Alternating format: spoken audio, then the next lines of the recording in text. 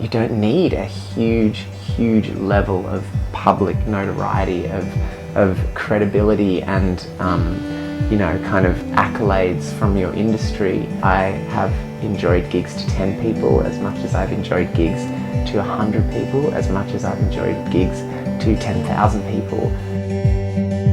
I've come to find myself a quiet place to return to health, some peace and time.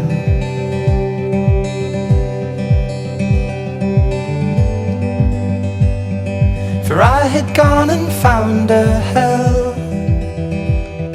I made it all by myself.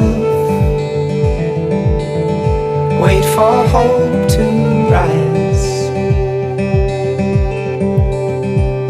I carve it out of ice and stone, something I am proud to own.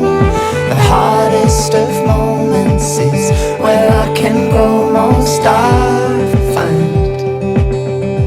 So I grew up being the kid that had a guitar. At school, that was my identity.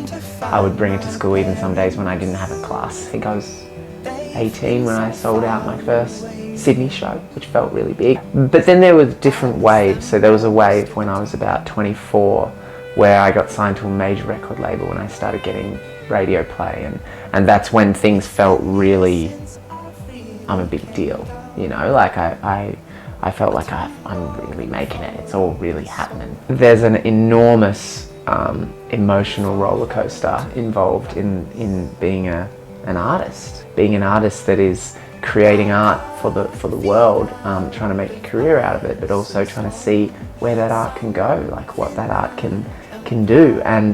And what I learnt was that the pursuit of notoriety and success and fame involves a lot of people. A lot of people get around you and they want to be involved in it and they want to profit from it. In hindsight, I didn't realize at the time, but I had a real feeling of powerlessness and a feeling of I didn't believe what everybody was saying. There was a lot of emotional kind of angst and confusion around just how little control I had in all of that. It affected my art in a deep way as well. I didn't feel liberated. I didn't feel powerful as an artist in terms of creating. I felt like I needed all of these people to tell me what to do.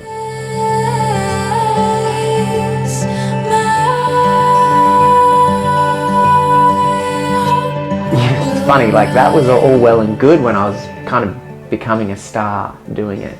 But when the road got tough, and when those things weren't happening, I was immediately like, hang on a second, like this isn't worth the deal. And so over the course of the next few years, I just started getting back to me and my roots. Okay, this is my mothership. This is Anna. Anna is my Australian van. I have a Canadian van and a European van as well, but Anna is the OG.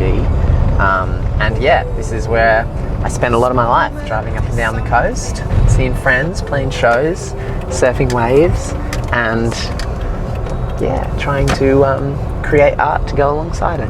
At first, it was terrifying. It actually coincided with COVID and with me losing my driver's license. So I had 6 months where I couldn't drive the van anywhere. I couldn't go anywhere anyway because we were all in lockdown. And I had no management. I felt like I'd essentially just ruined my entire life. I was living in an apartment at the bottom of Mum and Dad's house, riding a push bike around again like I was 17. Slowly, I began to really notice that I was capable. And actually, this is hilarious because I had a really powerful moment with SuperFeast, with the Reishi. They had sent me some to see how it felt for an artist to use creatively. And I had an intuition that I should stop drinking coffee. So I had this week where I just tried out these different mushrooms, and I had some reishi and I felt so focused and so clear. And I was in a meeting with an accountant who was explaining to me how to run the back end of accounting software, which I was understanding, and also having this beautiful overlaying spiritual moment of huge gratitude and pride in my ability to do that. And that was all happening. I was like, Jesus Christ, this Reishi's good stuff.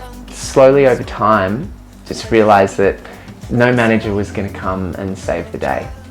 And it was going to be on me to really steer this in the right direction. As things opened back up, I was doing these really small gigs, and I was just so happy and slowly developing all of these skills around management and around doing things myself and organizing things myself. And it was really liberating, and over the years since then, arguably, you know, I'm kind of doing better than I ever was with the major labels. I think that the happiness and the I'm okay-ness and the I'm enoughness of some level of success within your career will never arrive.